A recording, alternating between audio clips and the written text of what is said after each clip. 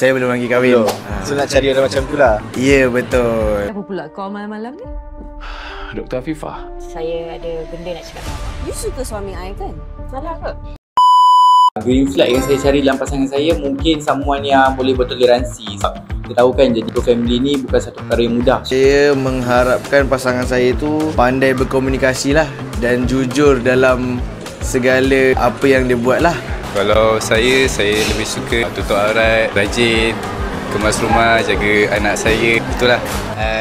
Green flag dia, saya rasa kalau dia jaga hati pun dah cukup dah. Dia memahami dalam punya husband dia. Lepas tu mungkin dalam dia tolong antara husband dia kalau susah kan.